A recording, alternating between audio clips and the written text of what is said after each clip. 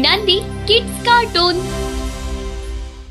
Hi ಪುಟಾಣಿಗಳೇ, ಈ ದಿನದ ಕತೆ ಯಾವುದು ಗೊತ್ತಾ? ಮುಖಭಂಗ.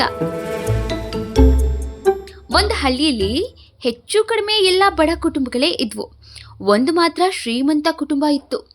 ಈ ಕುಟುಂಬದ ಯಜಮಾನ ಬಡ ಕುಟುಂಬಗಳನ್ನ ತನ್ನ ಹಿಡಿತಲ್ಲಿ ಇಟ್ಕೊಂಡು ಗರ್ವ ಮತ್ತು ಜಂಬದಿಂದ ಮೆರಿತಾ ಇದ್ದ. ಇವನಿಗೆ ಹೇಗಾದ್ರೂ ಮಾಡಿ ಬುದ್ಧಿ ಕಲಿಸ್ಬೇಕು ಅಂತ ಬಡ ಕುಟುಂಬದ ಜನರು ಕಾಯ್ತಾ ಇದ್ರು. ಆ ಸಮಯದಲ್ಲಿ ಹಳ್ಳಿಯಲ್ಲಿ ಪ್ರತಿ ವರ್ಷದಂತೆ ಈ ವರ್ಷವೂ ಸಹ ಗ್ರಾಮ ದೇವತೆಯ ಹಬ್ಬ ಬಂತು. ಸುತ್ತಮುತ್ತಲಿನ ಗ್ರಾಮದವರು ಸೇರಿದ್ರು. ಗ್ರಾಮ ದೇವತೆಯ ಹಬ್ಬದ ವಿಶೇಷ ದೇವತೆಯ ಮೈಮೇಲೆ ಹಾಕಿರ್ತಕ್ಕಂಥ ಸೀರೆಗಳನ್ನ ಹರಾಜು ಹಾಕೋದಾಗಿತ್ತು. ಅದನ್ನ ತೆಗೆದುಕೊಂಡವರಿಗೆ ಪುಣ್ಯ ಲಭಿಸುವುದು ಅಂತ ನಂಬಿಕೆ ಇತ್ತು. ಯಾವಾಗಲೂ ಸೀರೆಗಳು ಶ್ರೀಮಂತ ಕುಟುಂಬದ ಪಾಲಾಗ್ತಿತ್ತು. ಈ ಸರಿ ಹಬ್ಬದಲ್ಲಿ ಹರಾಜು ಪ್ರಾರಂಭವಾಯಿತು.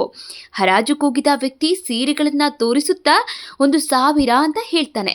ಶ್ರೀಮಂತ 2,000 ಅಂತ ಹೇಳ್ತಾನೆ. ತಕ್ಷಣವೇ ಗುಂಪಿನಿಂದ 5,000 ಎಂಬ ಕೂಗು ಕೇಳಿಸ್ತು. ಶ್ರೀಮಂತನಿಗೆ ಆಶ್ಚರ್ಯವಾಯಿತು.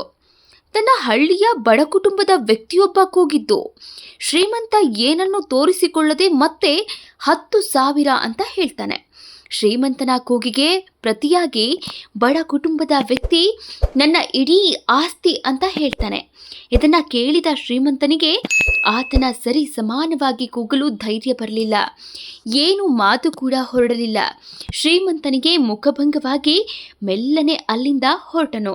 ಈ ಕತೆ ಇಷ್ಟ ಆಯ್ತಾ ಪುಟಾಣಿಗಳೇ? ಹಾಗಿದ್ರೆ ನಮ್ಮ ಚಾನೆಲ್ ಅನ್ನ ಲೈಕ್ ಮಾಡಿ, ಶೇರ್ ಮಾಡಿ, ಸಬ್ಸ್ಕ್ರೈಬ್ ಮಾಡಿ.